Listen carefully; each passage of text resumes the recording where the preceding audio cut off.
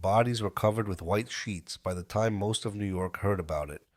They lay on East 46th Street in midtown Manhattan, in front of a steakhouse with a good reputation and a clientele that did not expect to step around a crime scene on a December Monday evening. One man was found just outside the passenger door of a black Lincoln Continental, having fallen immediately after stepping onto the sidewalk. The other was in the street beside the driver's side door, face up, blood spreading from wounds in his head and chest. Christmas lights were already strung in the nearby office windows. Shoppers who had been moving through the block scattered when the shots cracked and then stood in place when the sound stopped. The man who had been in the passenger seat was Paul Castellano. At the age of 70, he was the boss of the Gambino crime family, the largest and most powerful organized crime operation in the United States. His murder, and the name of the man who ordered it, would become one of the most documented criminal events of the decade, the subject of congressional testimony, federal prosecutions, best-selling books, and a substantial portion of what would eventually be the American true crime canon. The man who had been driving the car has never received the same attention. His name was Tommy Bilotti. He was 45 years old. He had spent most of his adult life in faithful service to the man who died beside him, beginning as his chauffeur and bodyguard and ending, after a promotion that came too late and meant too much, as the second in command of the most powerful criminal organization in the country. He held that title for 14 days. The story of how he got there and why the promotion killed him is the story of everything that was wrong with the world he served. Drop where you are watching from in the comments below. It is one of the most genuinely surprising parts of making this, and it never stops being interesting to see the range of places this reaches. If this is your first time here, and you want more history delivered straight to you, subscribe now. Back to East 46th Street and the two men who drove there together from Staten Island on the last afternoon of their lives. Staten Island has always occupied a specific place in the geography of New York organized crime, and that place is one of the reasons that a boy born there in 1940 to a family of Italian immigrants could move without dramatic rupture from childhood to criminality to organized crime in what amounted to a single continuous sequence. The borough sits at the southwestern edge of New York City, connected to Brooklyn by the Verrazzano Narrows Bridge, and accessible to Manhattan by a ferry that most of the rest of the city treats as an afterthought. In the middle decades of the 20th century, it housed a working-class Italian-American population whose institutional loyalties tracked closely with those of similar communities in Brooklyn and the Bronx, which is to say that the line between the neighborhood and the organization was often a theoretical one. The Gambino crime family maintained deep roots on Staten Island throughout the post-war period. The island's waterfront was a particular prize, a commercial artery that moved goods and money through labor arrangements that the organization had long since learned to control. Thomas Bilotti was born on March 23, 1940, the son of Anthony Bilotti, who had emigrated from Rome, and Lillian Rosso Bilotti, whose family had come from Lombardy. He was the third of four brothers. The eldest, James, would eventually work as a bodyguard for Frank Sinatra in Las Vegas through the 1970s and 1980s, one of the more striking illustrations of the range of lives that a single-family network could encompass. The second, Philip, would die in June of 1976, never living to see the events that would define the rest of the family's story. The youngest, Joseph, would follow Tommy into the Gambino organization, formally inducted as a maid member 3 years after his brother. The neighborhood Tommy Bilotti grew up in did not cultivate ambiguity about the paths available to young men of his background. The choice was not between a criminal life and a lawful one in any simple sense. It was a question of which version of the local institutional structure you attached yourself to and at what level. The Gambino presence on Staten Island was administered through established crews whose captains controlled the rackets, enforced the debts, and served as the practical government of their territory. For a young man of physical ability and limited patience for formal institutions, the path into one of those crews was not a deviation from the expected order. It was the expected order.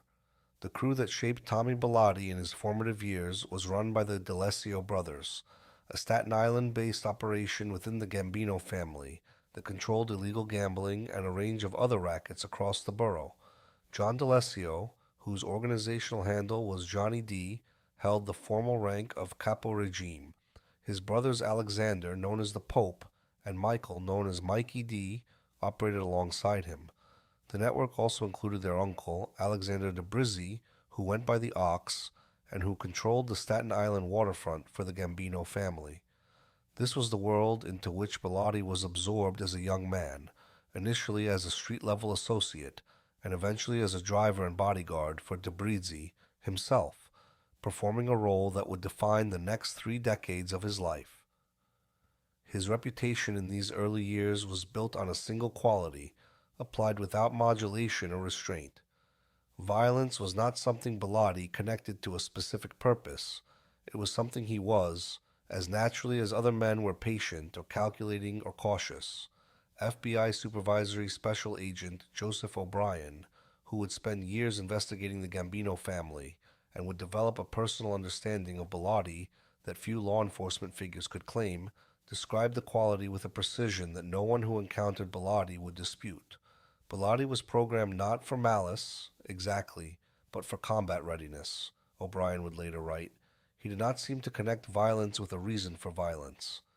The distinction between having a purpose for violence and simply being violent was, for Tommy Bilotti, not a distinction he recognized. By 1970, when he was 30 years old, Bilotti had been arrested for a shooting incident in which he and another man were apprehended after discarding firearms while fleeing the scene. The episode involved the shooting of a teenager and placed him on the radar of local law enforcement.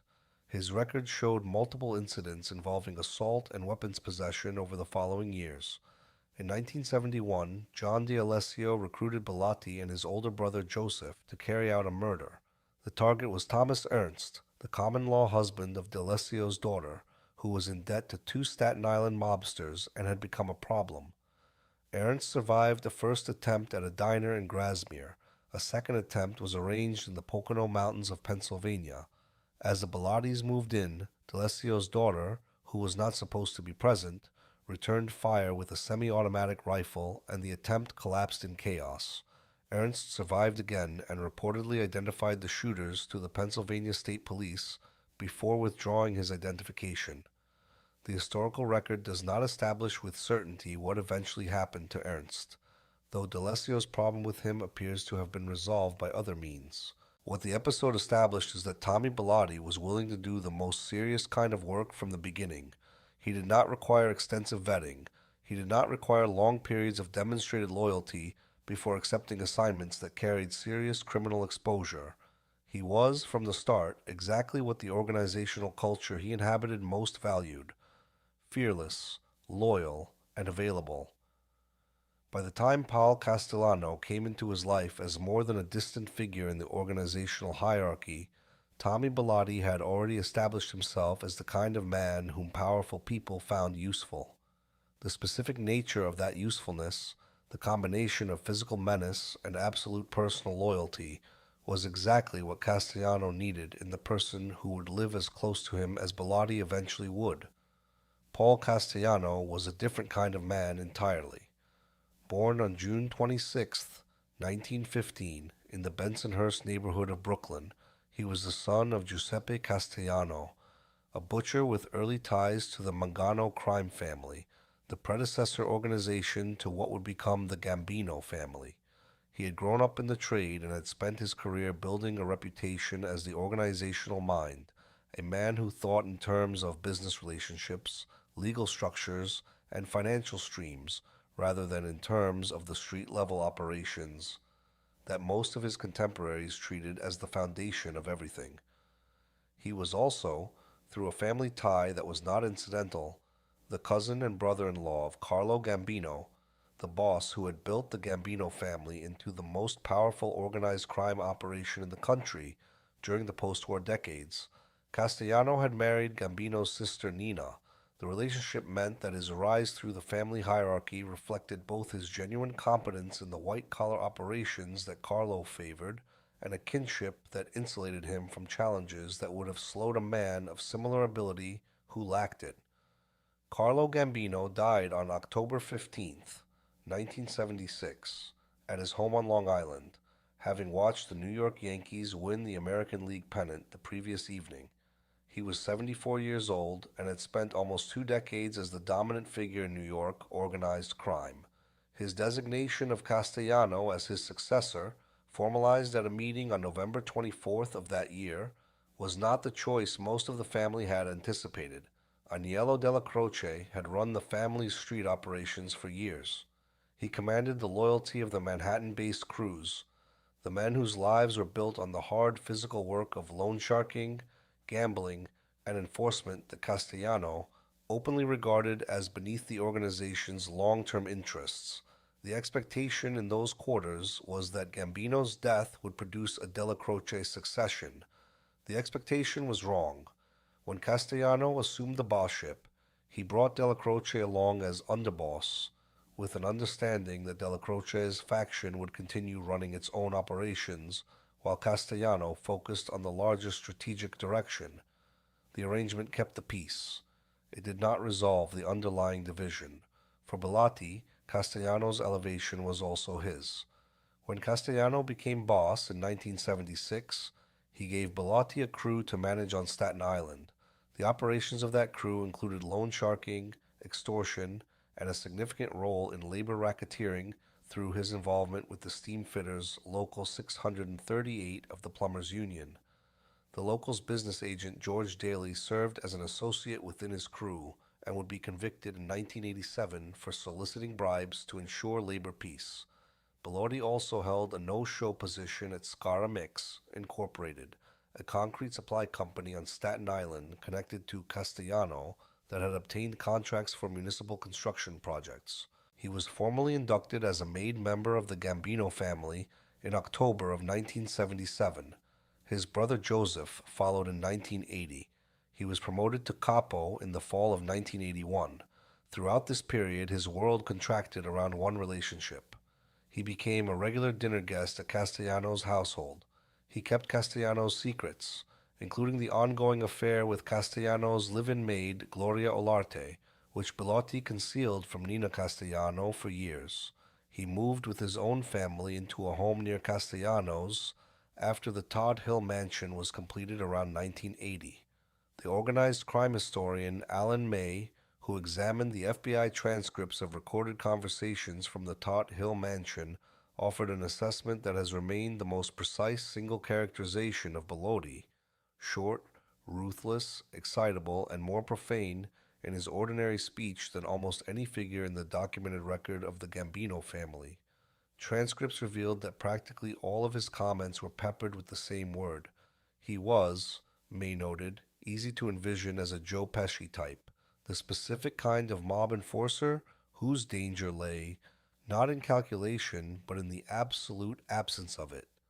He moved through the personal world of the boss as naturally as he moved through the criminal one.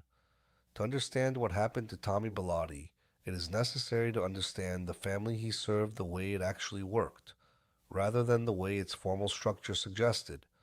The Gambino organization in the late 1970s and early 1980s was not a unified institution operating under a single coherent command.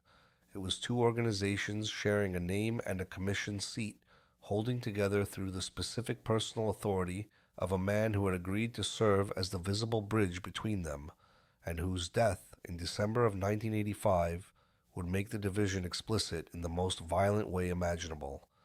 That man was Aniello Dellacroce, and the peace he kept was the peace that Castellano's choices would shatter.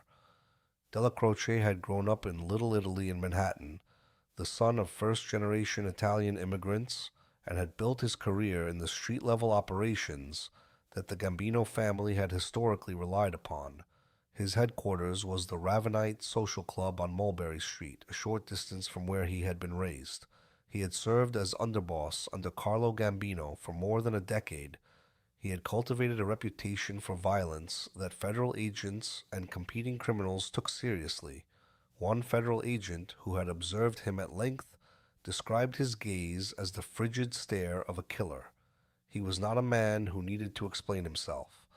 The faction that answered to Dellacroce was concentrated in Manhattan and Queens, and it included the crews whose operations were built on precisely the kinds of activities that Castellano had decided to steer the family away from: street-level gambling, loan sharking, hijacking, physical enforcement as a routine collection method.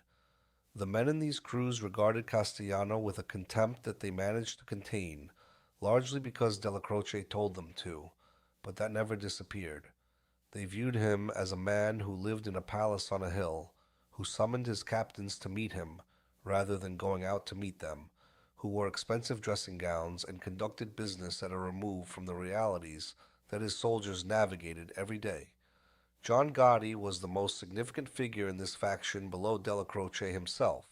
He had grown up in Brooklyn and eventually settled in Howard Beach, Queens, and he led a crew whose income was built primarily on hijackings at John F. Kennedy International Airport and the kinds of street-level rackets that Castellano disdained. Gotti had idolized Dellacroce and regarded Castellano's succession as a wrong that had never been properly acknowledged. He was also, by the early 1980s, expanding into drug dealing, which placed him in direct violation of the ban that Castellano had imposed under threat of death. The specific trigger for the final confrontation was a set of recordings. Angelo Ruggiero, a close associate of Gotti's, who ran a crew in Ozone Park, had allowed his phone to be tapped by federal investigators, producing transcripts that extensively documented drug dealing by members of Gotti's broader circle. Castellano demanded copies of those transcripts. If he received them, the men named in them faced the possibility of being killed. Ruggiero refused to hand them over. Dellacroce, whose cancer was already advancing by the time this confrontation reached its critical point, used his remaining authority to stall Castellano's demands through 1984 and into 1985. Without Dellacroce mediating, there was nothing standing between Gotti and Castellano's decision to act. Inside this factional dispute, Bilotti occupied a specific position. He was Castellano's man, unambiguously and completely. He had no independent relationship with the Manhattan faction and no interest in developing one. The contempt that the dissident wing felt for Castellano's style transferred directly onto his bodyguard and protege. Bilotti was the visible face of Castellano's priorities, the man who physically embodied the boss's will when the boss preferred to remain at Todd Hill. His peers in the distant faction found him excessive, his rivals found him dangerous, and Sammy Gravano, who would eventually provide the most detailed account available of the family's inner workings, offered a specific assessment of what Bilotti's influence over Castellano had actually meant. As time went on, in mob matters, Castellano went with decisions that were more and more stupid, Gravano would later say. He would be fed dumb information by Tommy Bilotti. The critique was not of Bilotti's loyalty, but of his judgment. A man of violence and absolute devotion was valuable in certain roles. As the primary information filter for the boss of the most powerful crime family in the country, he was, in Gravano's assessment, actively dangerous. This was the world in which Tommy Bilotti had built his career. The next phase would determine what it was worth. The mansion that Paul Castellano built on the highest point of Staten Island was called the White House by everyone who knew what it was, which eventually included most of the federal law enforcement community. The nickname was not ironic. The structure, commissioned in 1976 and completed around 1980, sat on a ridgeline in the Todd Hill neighborhood at an elevation of more than 400 feet above sea level, with a view of the Verrazzano Narrows Bridge and the waters that separated Staten Island from Brooklyn.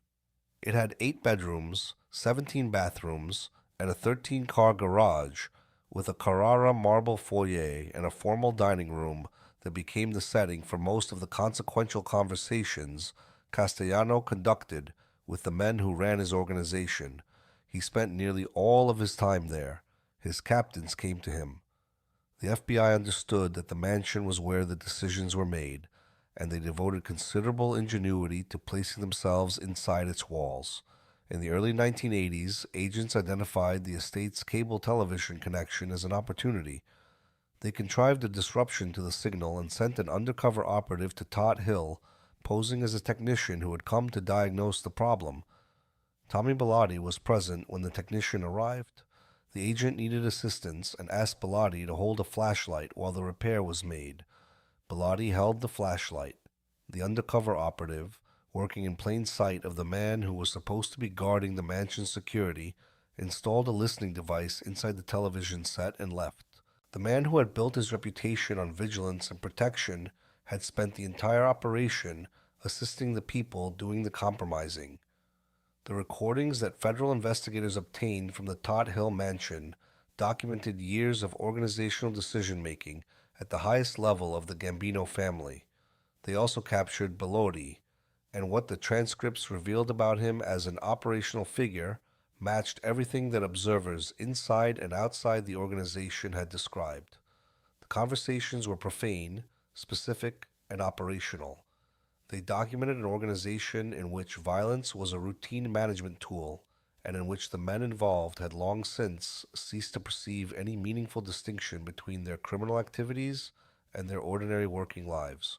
On March 31st, 1984, a federal grand jury indicted Castellano and 20 other Gambino members and associates on charges of drug trafficking, murder, theft, and prostitution. The following year, on February 25th, 1985, Castellano was named as a defendant in the commission case, the landmark prosecution that targeted the leadership of all 5 New York families for their participation in the commission's governance of organized crime across organizational lines. Facing these 2 simultaneous prosecutions, each of which carried the prospect of a life sentence, Castellano began making contingency plans. If he went to prison, the family would need a trusted administrator. He settled on a 2-part arrangement.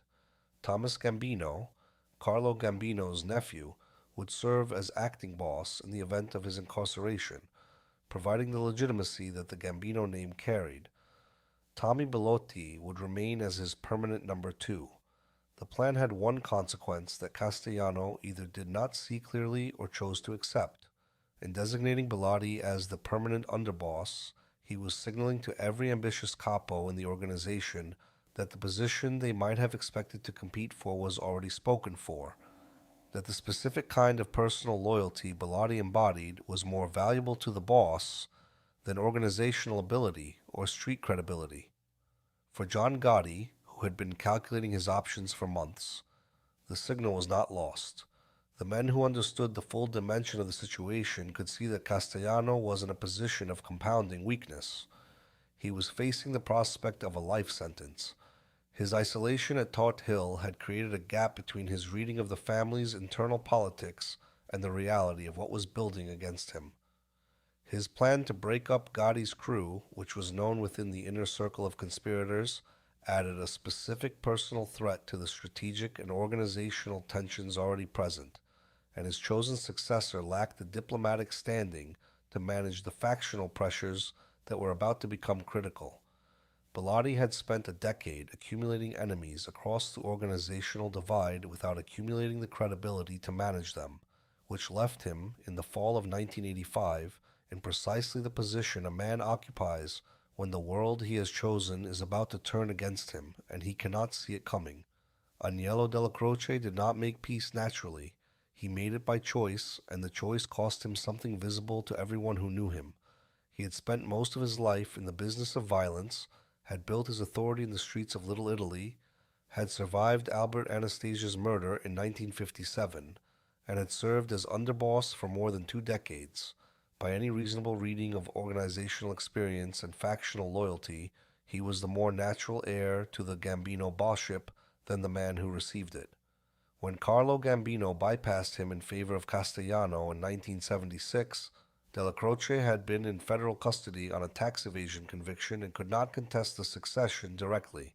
When he was released and the transition was formalized at the November meeting, he accepted the outcome with a discipline that his own followers found remarkable and occasionally infuriating. He had told them not to move against Castellano, and he enforced that instruction with the same authority he brought to everything else. As long as he was alive and willing to enforce it, the fragile 2-faction arrangement held. By 1985, Dellacroce was dying. Brain cancer had been advancing through the spring and summer, and by the fall, It was clear that whatever equilibrium the family had maintained through his presence was going to be tested the moment he was gone. He had been indicted in the commission case on February 25th alongside Castellano and the other New York bosses, but by spring he was too ill to mount any meaningful legal defense. On December 2nd, 1985, at Mary Immaculate Hospital in Queens, Aniello Dellacroce died. He was 71 years old. Paul Castellano did not attend the wake. The decision not to attend was one of the most consequential choices made by any figure in the history of the Gambino family. The wake of an underboss is not merely a private mourning event. It is an organizational ceremony, a moment at which the boss's respect for his number two is demonstrated publicly to the men who served under that number two. Castellano's absence, whatever his private justification, was received by Dellacroce's faction as an announcement that their patron's memory was not worth the boss's time. For Gotti and the men who had built their careers in Dellacroce's shadow, it was the final confirmation of something they had believed for years. The Castellano regarded the street-level half of his organization as a class beneath him, less deserving of dignity even in death. The fury that his absence generated was real and immediate, and it was compounded within days by the announcement of what would come next. In the days immediately following Dellacroce's death, Castellano named Tommy Bilotti as the new underboss. The men who had served under Dellacroce did not need a long time to process what this meant. The most senior and respected figures in the Manhattan faction, men with decades of organizational experience, who had performed the operations that generated much of the family's income, had been passed over in favor of Castellano's personal bodyguard, a man widely regarded within the organization as Castellano's stooge, a figure who lacked the diplomatic capacity to manage the factional tensions that Dellacroce had navigated for years, was now the second in command of the entire operation. The message could not be misread. Tommy Bilotti, during this period, was operating under a set of assumptions that bore no relationship to what was developing around him. He was loyal to Castellano with the completeness that had defined his entire adult life, and the promotion was confirmation of what that loyalty had been building toward. His private life had been marked by losses that the official record captures only in outline. His first wife, Catherine, had died a slow death from cancer while still in her mid-30s. They had a son, Thomas C. Bilotti, born on March 30th, 1974, who was severely autistic and had required institutional care since he was a toddler. Bilotti visited the boy regularly, according to those who knew him, and never spoke of him publicly. The contrast between the coarseness of his professional life and the grief and private tenderness present in his visits to that institution was not something he ever resolved or tried to resolve aloud. By 1985, he was remarried to Donna, who ran a beauty parlor called Faces on Highland Boulevard in Arashar, Staten Island. He had 9 children in addition to the institutionalized son. In the last weeks of his life, there was a 6-week-old baby daughter. He was 45 years old, newly named the second most powerful man in the Gambino crime family, and the men who were going to kill him were already meeting. The group that formed against Castellano and Bilotti was not a spontaneous coalition. It was the product of months of conversation and calculation among men who had different grievances and different levels of exposure, but who reached the same conclusion, that Castellano had to be removed and that the removal had to be permanent. John Gotti was the organizing force. He had the most immediate personal motive, the knowledge that Castellano planned to break up his crew, the calculation that he faced physical danger if Castellano moved first, and the exposure from the drug dealing that the Ruggiero tapes had documented. He had the network, the relationships across the factional divide that allowed him to gauge who would cooperate and who would resist, and he had the temperament, the combination of decisiveness and recklessness that made a plan as audacious as murdering a sitting commission boss without commission approval feel manageable rather than suicidal. Salvatore Gravano was Gotti's closest operational partner in the planning. He would later describe his reasoning with a directness that characterized everything he said after he turned state's evidence. He concluded that backing the hit was the most realistic way to protect his own crew and future within the family. Gravano was also the most capable operational planner in the conspiracy. The specific logistics of the murder, the selection of the location, The deployment of the hit team, the coordination of the surveillance, and the signal all reflected his planning in detail. Frank DeCicco was the most valuable asset the conspirators had because he was the only man in their group who had maintained a close enough relationship with Castellano to be trusted by him. His decision to join the conspiracy rather than remain loyal to Castellano was the decision that made the specific plan possible. It was DeCicco who created the opportunity. Castellano, after his failure to attend Dellacroce's wake, was under pressure to make some gesture of reconciliation toward the Manhattan faction. DeCicco and another capo named James Failla arranged a meeting at which Castellano would demonstrate respect by sitting down with Armand Dellacroce, the son of the man whose wake he had skipped, to pay his condolences and attempt to repair the relationship. The meeting was set for the evening of December 16th at Sparks Steakhouse on East 46th Street in midtown Manhattan. Castellano agreed he would bring Bilotti, who drove him everywhere. Other approaches had been proposed. Gravano had suggested killing both men while they were eating breakfast at a diner, a more private setting that would minimize witnesses and exposure. Another plan had involved luring Bilotti separately to a house under the pretext of a painting job, with plastic laid on the walls and floor before the meeting was arranged. The Sparks plan was adopted over both alternatives once DeCicco confirmed the December 16th meeting, because the fixed time and location simplified the operational problem considerably. The choice of midtown Manhattan in the middle of the Christmas rush, at 5 in the evening when the sidewalks were packed with office workers and shoppers, was deliberate rather than incidental. The crowd created cover. The confusion that a public shooting would generate would work in the conspirators' favor. The night before the murders, 11 conspirators gathered at Gravano's construction site on Manhattan's Lower East Side for a final review. The roles were assigned. The primary hit team would consist of Salvatore Scala, Edward Lino, and John Coneglia, positioned near the restaurant entrance to move on Castellano. A second group, including Dominic Pizzonia, Angelo Ruggiero, and Anthony Rampino, was positioned down the block as backup to cover Bilotti as he came out the driver's side.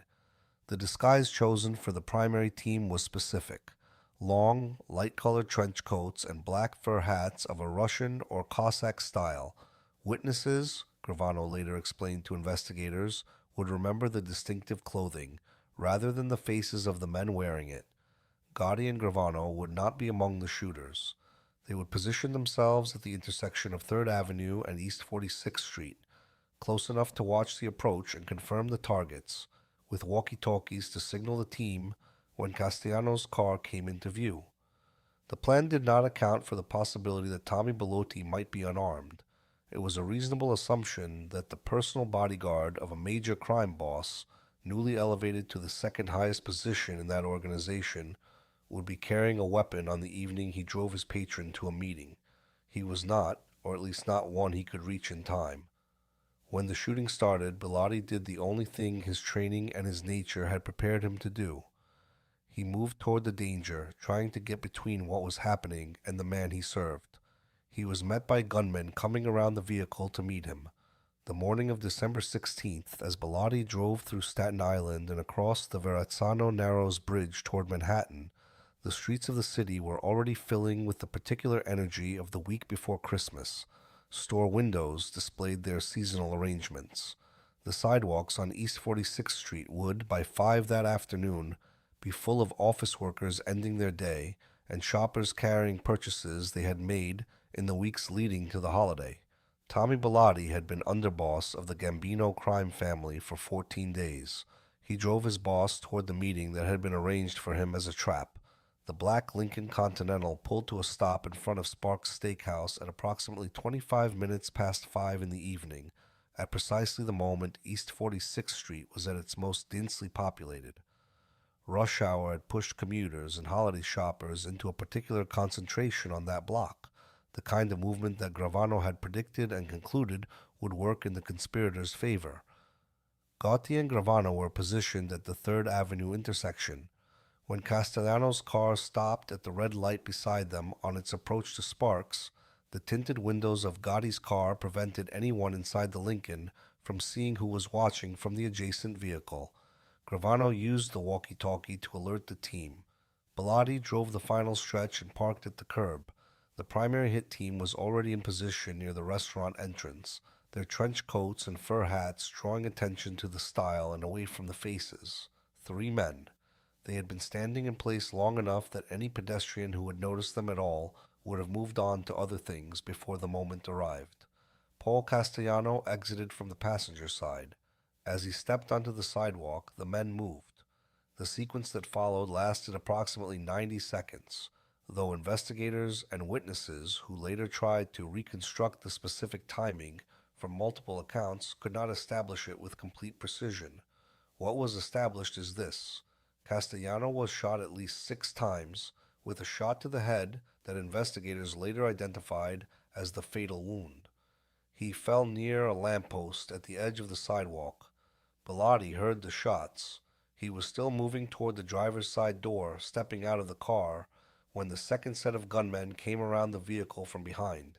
He was shot multiple times in the head and chest and fell in the street beside the car, approximately 2 yards from the curb. He was 45 years old. He had been underboss for 14 days. After the shooting stopped, the hit team moved east toward 2nd Avenue, passing through pedestrians who were running or frozen in place, and disappeared into the crowd. The entire sequence had proceeded with a speed and coordination that left bystanders unable to process what had happened before it was over. Gotti and Gravano drove slowly through the block, past the Lincoln, past the body of Paul Castellano on the sidewalk, past the body of Tommy Bilotti in the street. Gravano looked down. "He's gone," he said to Gotti. Inside the restaurant, Frank DeCicco and James Failla had been waiting for Castellano's arrival. When the shooting began, they could hear it. They moved quickly through the restaurant and out onto the street, heading towards 2nd Avenue. At the corner, they encountered Thomas Gambino, Castellano's nephew, who was walking towards Sparks for the meeting that had been arranged for his uncle's benefit. DeCicco stopped him. "Everyone else is okay," he told Thomas Gambino, according to later accounts of the exchange. "Get to your car and leave." Police arrived. The FBI arrived shortly after. The 2 bodies lay covered with white sheets in the cold December air as photographers documented the scene and investigators began the process of establishing what had happened to the 2 men outside Sparks Steakhouse. A Washington Post report the following day noted that the bodies remained in the street for more than 2 hours as police and FBI agents photographed and processed the scene.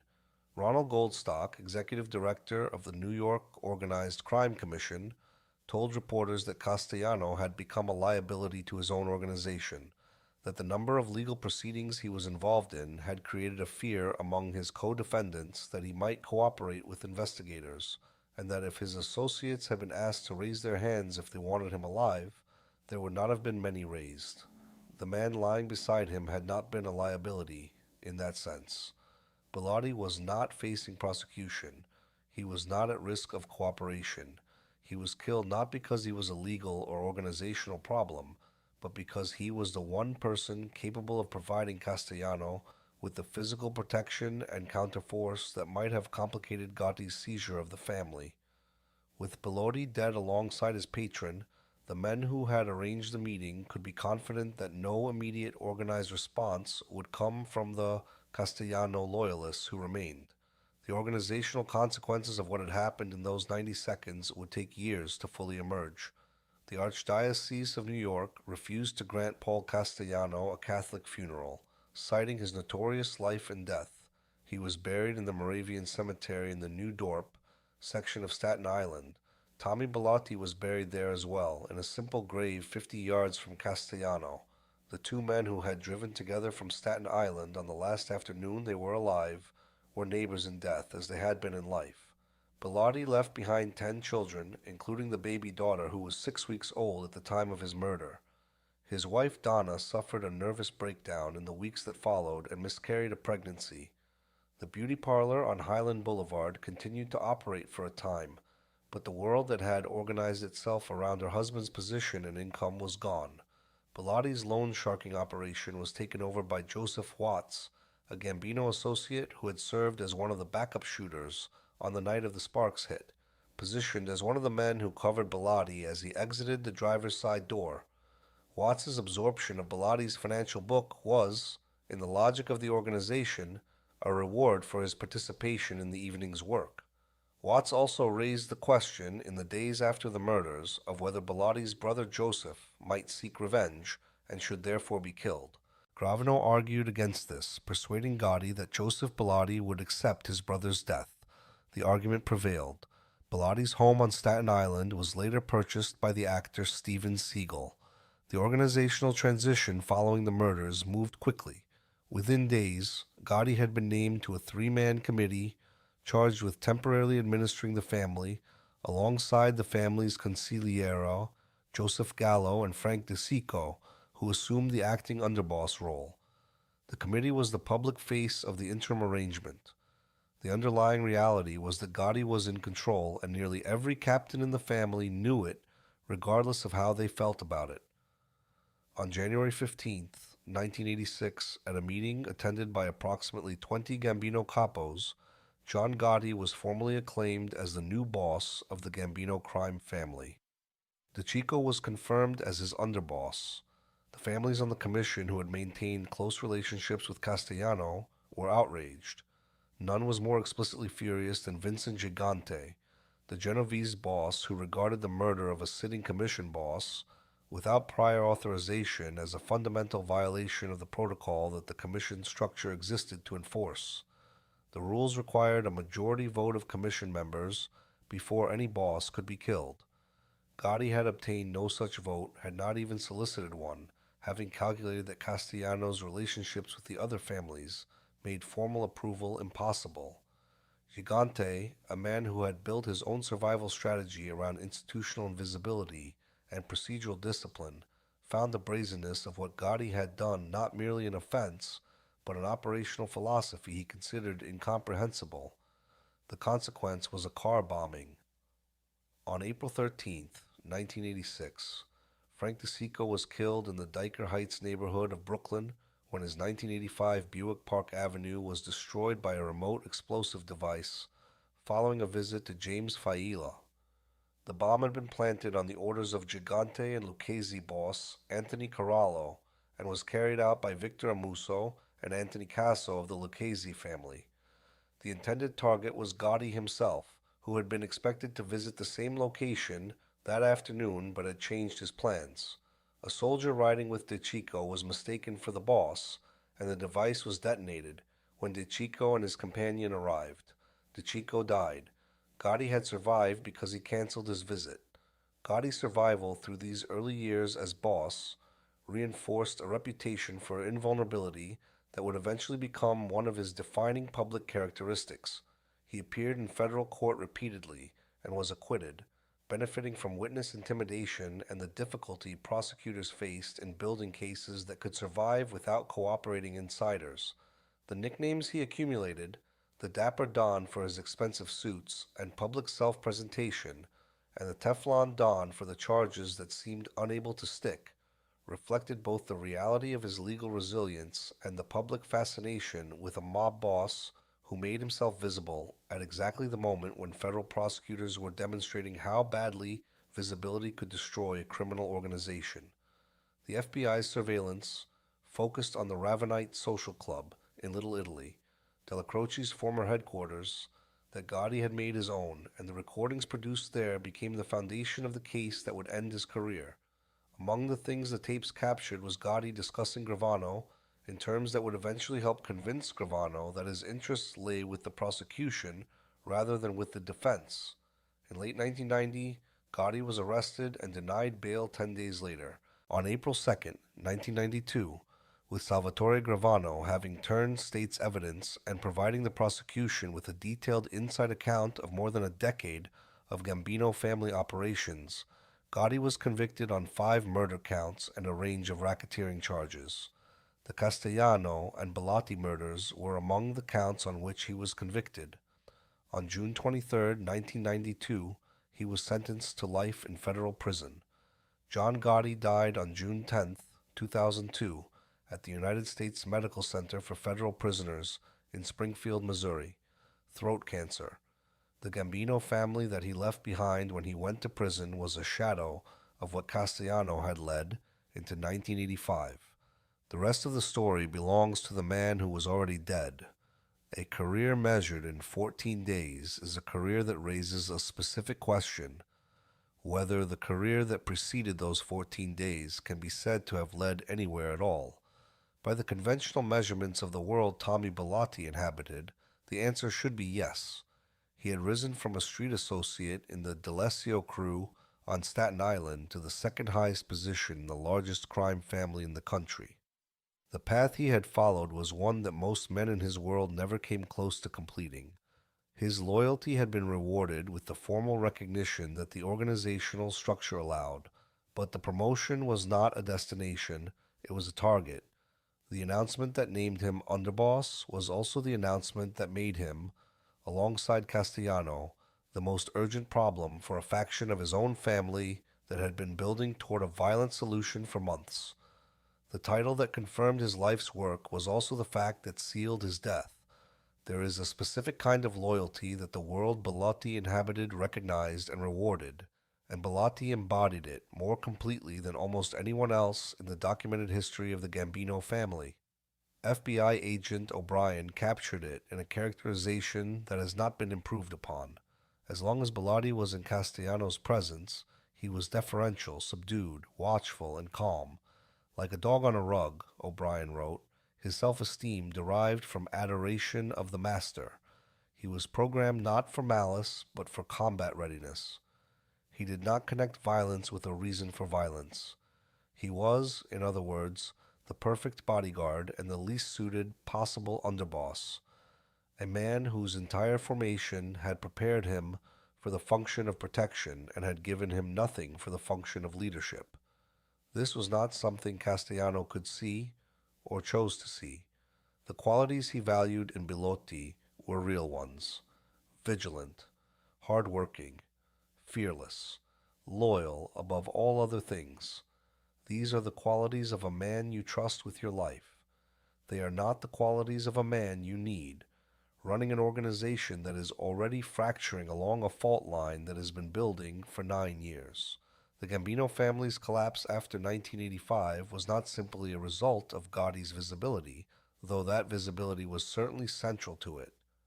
It was also a result of the specific kind of succession crisis that the Castellano era had been building toward. A family that had divided itself into two factions and held the division together through the personal authority of a man who was not the boss could not, when that man died, find a successor to his specific function. The underboss who replaced Dellacroce was not a diplomat. The boss who made that choice had made it in the belief that loyalty was the only quality that mattered in the person closest to him. The Genovese family, operating under Vincent Giganti's institutional discipline during the same period, survived. The contrast matters because the two families were at approximate peaks of their respective power simultaneously in 1985, and the choices made by their leaderships in that same period produced entirely different outcomes. One boss chose visibility and built something that collapsed under the weight of its own celebrity. One boss chose invisibility and built something that outlasted him. And Tommy Bilotti's boss chose the man standing next to him. Bilotti's autistic son, Thomas, the boy he had visited in the institution through all of the years of the boy's childhood and never spoken of publicly, outlived his father by 18 years. He died on September 16, 2003, in Port Jefferson, New York, at the age of 29. Tommy Bilotti had been dead since December of 1985. He did not know whether his son outlived him. He did not know what became of the 6-week-old daughter. He did not know that his home on Staten Island would be purchased by a movie actor, or that the loan sharking book he had built over years would be handed over as a reward to one of the men who killed him, or that the boss he served for more than a decade would be buried 50 yards away in the same Staten Island cemetery. He had been underboss for 14 days. He died in the street beside the car he had driven to a meeting arranged by men he considered his allies. The promotion he received would have been the end of the story eventually, one way or another. It turned out to be the end immediately. The most famous mob murder of the 20th century is described as the story of how John Gotti rose to power, and that is accurate as far as it goes. What it leaves out is the story of the two men lying on the sidewalk and in the street outside Sparks Steakhouse, and what their deaths reveal about the specific mechanics of how a criminal organization destroys itself from the inside. Paul Castellano's failure was not a failure of intelligence. He was, by the available evidence, a genuinely capable administrator who had taken a divided organization and managed it profitably for nearly a decade under conditions that included intense federal surveillance, factional conflict, and the systematic legal assault on the Commission's infrastructure that federal prosecutors had been constructing for years. What he could not do was manage the human element, the specific requirements of trust and respect and organizational legitimacy that kept men loyal when their interests and the boss's interests began to diverge. Tommy Bilotti was the symbol of that failure because he was the embodiment of it. A man defined entirely by personal loyalty, elevated to a position that required organizational diplomacy, at exactly the moment when the need for diplomacy was more urgent than it had ever been. The announcement of his underbossship was the announcement that Castellano had stopped trying to hold the two halves of his family together. Whether or not he understood it in those terms, the men who killed him understood it perfectly. There is something in Bilotti's story that resists easy categorization. He was not the main character of the larger history. He was not particularly articulate or visionary or strategically sophisticated. He was, by the accounts of everyone who observed him, exactly what the documented record shows: short, ruthless, excitable, loyal to a single person with a completeness that impressed and frightened the people who watched it. He did one thing well, and he did it all the way.